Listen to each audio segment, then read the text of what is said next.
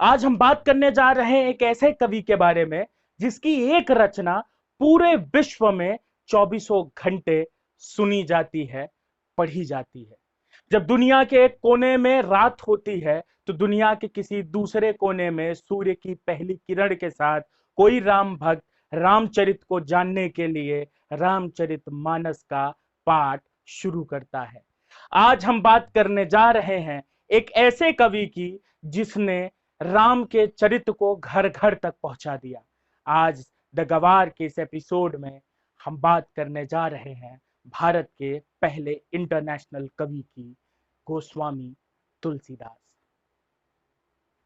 तुलसीदास का तुलसीदास की रचना, तुलसीदास के कवित्व से कहीं ज्यादा मुश्किल थी तुलसीदास की जिंदगी। लोग तुलसीदास को रामचरित मानस की वजह से जानते हैं, लेकिन तुलसी के जीवन में कई ऐसे संदर्भ हैं जिन्हें अगर समझा जाए तो आपको पता चलेगा कि तुलसीदास का जीवन कितने संघर्ष और कितनी कठिनाइयों में बीता। तुलसीदास का जन्म उत्तर प्रदेश के सोहा नामक गांव में हुआ था। तुलसीदास के जन्म के बारे में कई किंवदंतियां हैं। पहला ये कि कुछ लोग मानते हैं उनका जन्म 1532 ईस्वी में हुआ था, तो कुछ लोग ये भी मानते हैं कि उनका जन्म 1579 ईस्वी में हुआ था। तुलसीदास के पिता का नाम था आत्माराम दुबे और उनकी माता का नाम हुलसी देवी। कुछ लोग मानते हैं कि उनका जन्म बड़ा ही अप्राकृतिक था। पैदा होने से पहले वो 12 महीने तक अपनी माता के कोख में रहे थे। जब वो पैदा हुए तो उनके 32 के 32 दांत थे और उन्होंने जो पहला शब्द बोला था वो माता या पिता नहीं था, वो था राम। इसी कारण से उनका बचपन का नाम राम बोला रख दिया गया। राम बोला यानी जिसने पहला शब्द राम बोला। तुलसीदास का जीवन एक आदर्श जीवन है ये समझने के लिए कि जब संघर्ष और विपत्तियां एक व्यक्ति पर टूटती हैं तो कैसे व्यक्ति उन संघर्षों से निपटने के बावजूद भी इतिहास के हर कालखंड में अमर हो सकता है।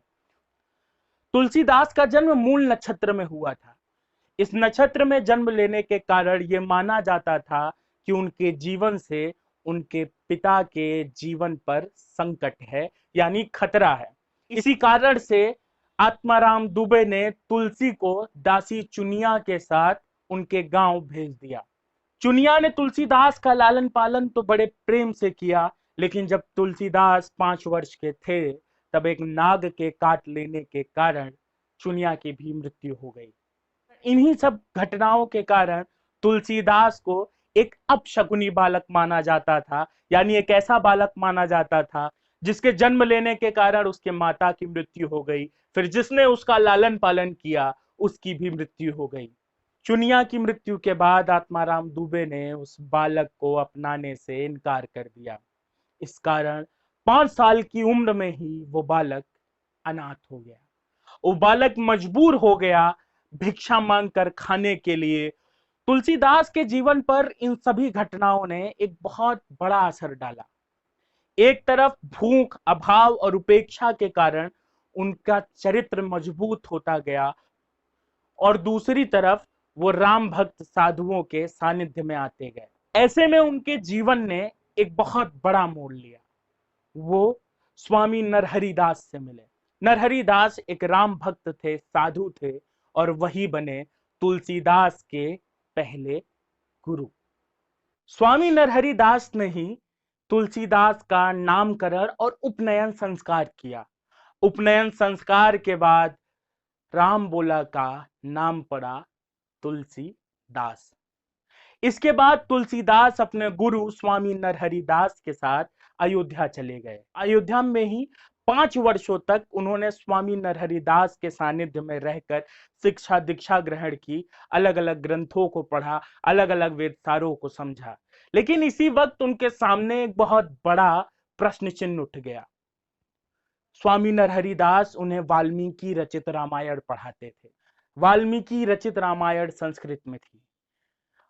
तीव्र बुद्धि होने के बाद भी, चीजों को बड़ी आसानी से कंठस्थ कर लेने की क्षमता होने के बाद भी स्वामी तुलसीदास को रामायण समझने में, रामायण को कंठस्थ करने में और रामायण के सार को समझने में समस्या होने लगी।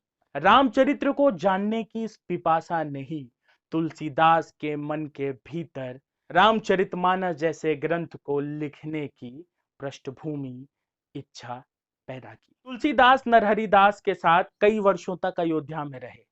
कुछ वर्षों के बाद नरहरिदास की मृत्यु हो गई। इसके बाद उन्होंने अपना अगला पड़ाव काशी को बनाया।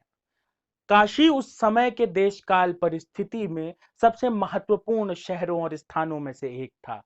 एक तरफ तो काशी विख्यात था अपने शास्त्रार्थ के लिए, वहीं दूसरी तरफ काशी विख्यात था अपने ब्राह्मणवादी ढांचे के लिए। तुलसीदास अब काशी गए।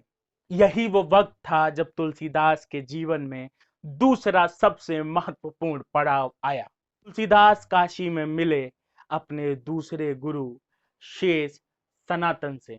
शेष सनातन वेदों के अभूतपूर्व ज्ञाता थे। वो समाज को समझते थे, उपनिषद को समझते थे।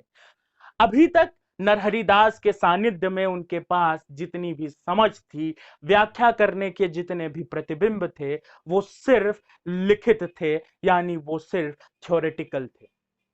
अब तुलसीदास ने संत सनातन गुरु के सानिध्य में रहकर उन वेदों की सामाजिक पृष्ठभूमि को समझना शुरू किया। उन्होंने समझा कि किस तरीके से हिंदू धर्म का विस्तार हुआ है। उन्होंने समझा कि वेदवाणियों में क्या लिखा है। उन्होंने ये भी समझा कि कैसे समाज परिवर्तित होता है। उन्होंने ये भी समझा कि कैसे समाज में धर्म के नाम पर कुरीतियां फैलाई जा रही हैं, कैसे धर्म को अधर्म से मिलाया जा रहा है। उन्होंने काशी में भी एक लंबा वक्त बिताया, अपने गुरु के सानिध्य में रहे और इसके बाद चीजें और बेहतर होती गईं। उनके ज्ञान का विस्तार और होता गया। उनकी समझ में उनके गुरु की समझ भी जुड़ती गई। अब बात करते हैं तुलसीदास के जीवन में आए सबसे बड़े मोड़ की। तुलसीदास काशी से वापस सोहा आ गए। उसके बाद उन्होंने वहीं पर लोगों को रामचरितमानस, वेद ग्रंथ आदि की शिक्षा देना शुरू किया। एक बार पास के ही गांव के एक पंडित दीनबंधु पाठक उनसे कथा सुनने आए। कथा सुनने के बाद वो उनसे इतने प्रभावित हुए कि उन्होंने अपनी कन्या रत्नावली का ब्याह तुलसीदास से करवाने का निमंत्रण दिया। तुलसीदास ने इस निमंत्रण को स्वीकार किया और उनका विवाह हुआ रत्नावली से। रत्नावली बेहद खूबसूरत थी और तुलसीदास उनसे अत्यधिक प्रेम करते थे। तुलसीदास की आसक्ति रत्नावली में दिन प्रतिदिन बढ़ती गई और ज्यादा गंभीर रूप लेती गई। एक बार तुलसीदास कहीं बाहर गए हुए थे। तुलसीदास जब वापस आए तो रत्नावली वहां पर नहीं थी। तुलसीदास ने आस पड़ोस में पूछा तो पता चला, गांव वालों से पूछने पर पता चला कि रत्नावली अपने मायके गई हैं। उनका मायका नदी के दूसरे पार था। तुलसीदास विरह वेदना से आतुर होकर पैदल ही दूसरे गांव की तरफ, रत्नावली के मायके की तरफ चल पड़े। चलते चलते रात हो गई। रात और सामने नदी। तुलसीदास ने नदी पार करने की ठानी। तुलसीदास को अचानक एक बांस की काठी मिली। तुलसीदास ने उसे बांस की काठी को पकड़कर नदी पार कर ली। जब वो नदी के पार उतरे तो उन्होंने देखा कि उस बांस की काठी में एक लाश लिपटी हुई थी। जिसे उन्होंने बांस की नौका समझा, वो असल में एक लाश थी जिसे पकड़कर उन्होंने नदी पार की थी। खैर, जैसे तैसे वो नदी के उस पार पहुंचे, रत्नावली के गांव। तुलसीदास को देखकर वो बिफर गईं। अपने घर वालों के सामने उन्हें बड़ी शर्मिंदगी महसूस हुई और तब उन्होंने कहा वो एक वाक्य जिसने तुलसीदास का पूरा जीवन परिवर्तित कर दिया, एक सही दिशा दे दी। उन्होंने कहा, अस्थि चर्ममय देह मम तामे ऐसी प्रीत, अस्थि चर्ममय देह मम तामे ऐसी प्रीत, ऐसी जो श्री राम मह होत न तव भयभीत। इसका अर्थ है कि हाड़ मांस के बने इस शरीर से आपकी इतनी आसक्ति है कि आपने रात में नदी पार कर ली। अगर ऐसी आसक्ति आपको श्री राम में होती तो आपका जीवन पार लग गया होता। अपनी पत्नी से सुने हुए इन वचनों ने तुलसी का जीवन बदल दिया। तुलसी तुरंत ही अपनी पत्नी के गांव से बाहर आए और वापस काशी चले गए। काशी में उन्होंने साधु का वेश बनाकर राम नाम जपना, राम नाम की साधना करना और राम के चरित्र का बखान सुनना शुरू किया। माना ऐसा जाता है कि उन श्री रामचरित सुनते वक्त ही उन्हें हनुमान के दर्शन हुए। तुलसीदास वापस चित्रकूट आ गए और चित्रकूट के रामघाट पर उन्होंने तय किया कि वो एक ऐसे राम के चरित्र को लिखें जो जनमानस की बोली में हो, जनमानस की भाषा में हो। लोग राम को सुनने के लिए किसी और पर निर्भर ना हो, लोग राम के चरित्र को खुद पढ़ पाएं और खुद समझ पाएं। ऐसे में सन 1631 में उन्होंने रामचरितमानस को अवधी भाषा में लिखना आरंभ किया। रामचरितमानस को लिखने में उन्हें 2 वर्ष 7 महीने 26 दिन का वक्त लगा। लेकिन 2 साल 7 महीने और 26 दिन बाद उन्होंने एक ऐसे ग्रंथ की रचना की जिससे काल के अनेक खंडों तक वो अमर हो गए, उनकी रचना अमर हो गई। उस समय के अलग अलग पंडितों ने इस बात का बहुत विरोध किया। उनका कहना था कि संस्कृत देववाणी है और हिंदू धर्म के सभी ग्रंथों को सिर्फ संस्कृत में लिखा जाना चाहिए, सिर्फ संस्कृत में पढ़ा जाना चाहिए। क्योंकि अगर रामचरितमानस को आसान भाषा में, आम बोली की भाषा में लिख दिया गया तो पंडितों की उपयोगिता समाज में कम हो जाएगी। लेकिन तुलसीदास को इन सब बातों से फर्क नहीं पड़ा। उन्होंने अंततः एक ऐसे ग्रंथ की रचना की जिससे आम जनमानस, आम लोग भगवान राम के चरित्र को समझ सकें। माना जाता है कि तुलसीदास को प्रभु श्री राम के दर्शन भी हुए।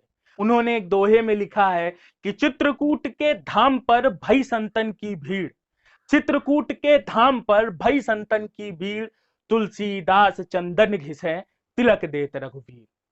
अगर आप हिंदू नहीं हैं, अगर आप धर्म को नहीं मानते, तब भी तुलसीदास की लिखी हुई वो रचना आपको बताती है कि कैसे सिर्फ पिता के एक वचन के कारण किसी ने राजपाट त्याग कर जंगल का जीवन ले लिया। कैसे सिर्फ वासना और व्यभिचार स्वर्ण जैसी लंका और त्रिभुवन के विजेता रावण की हत्या करवा सकते हैं। ये चरित्र आपको बताता है एक पत्नी के सतीत्व की कहानी। ये रामचरित्र आपको बताता है एक भाई का भाई से प्रेम की कहानी। ये रामचरित्र आपको बताता है कि समाज में एक आदर्श जीवन कैसे जिया जाए। द गंवार के इस एपिसोड से हमने याद किया उस कवि को। द गंवार के इस एपिसोड में आज हमने तुलसीदास के उस जीवन चरित्र को आपके सामने रखने की कोशिश की। हमने समाज को एक ऐसी रचना दी जो आने वाले कई कालखंडों तक भारत का प्रतिनिधित्व, भारतीय साहित्य का प्रतिनिधित्व पूरी दुनिया में करता रहेगा। ऐसे ही तमाम और घटनाओं, तमाम और बातों और तमाम और चरित्रों के लिए हमारे चैनल को सब्सक्राइब करिए। अपना प्रेम उस लाल बटन पर जरूर दिखाइए। आपका आभार। आप देख रहे थे द गंवार।